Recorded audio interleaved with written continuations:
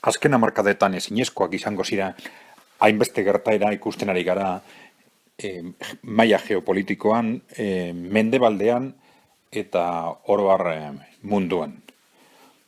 Alde batetik, Brexita.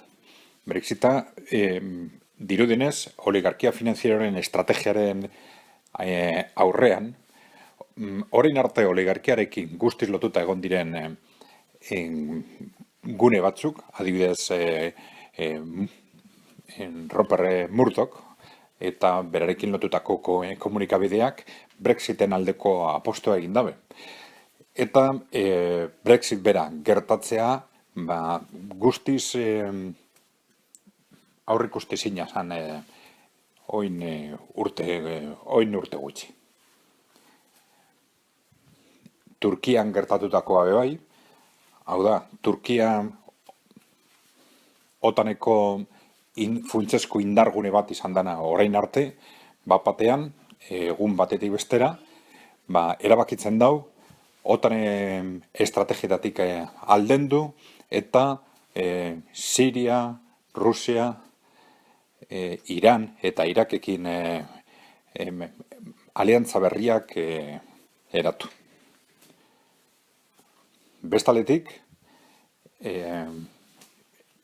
Estatu Batuen hauteskundeetan gertatzen ari dana, Sanders eta Trump bezalako aukerak hartu duten indarra ikusita, orain arte ezinezkoa izango zala aukera horiek orain arte behintzat adierazi duten estrategia anti-oligarkikoagatik. Azkenik, badagoz beste mugimendu batzuk guztiz adierazgarriak direla.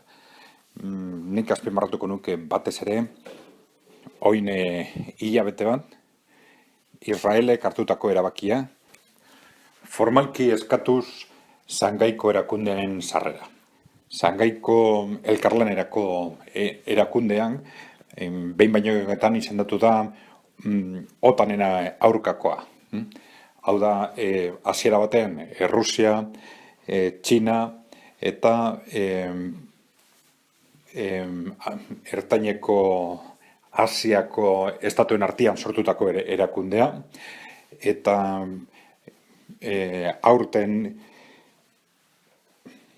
India, Pakistan eta gerosago Iran onartuak izango direlakoan.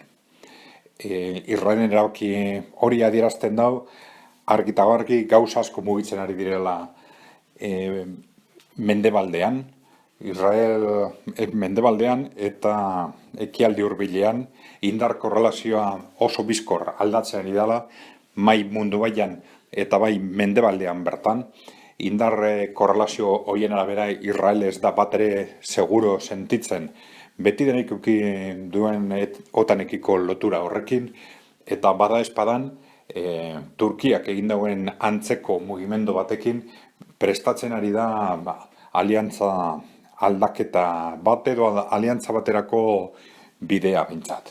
Horre guztiak, mugimendu guzti horiek adierazten ari diren, gauzak mugitzen ari direla munduan, eta mugitzen ari direla oso bizkor. Orain arte, egitura monolitiko bat izan da mendebaldea, otanen inguruan eta Washingtonen oligarkiaren inguruan, neurri batean ematen dau desegiten ari dela edo behintzat banatzen ari dela.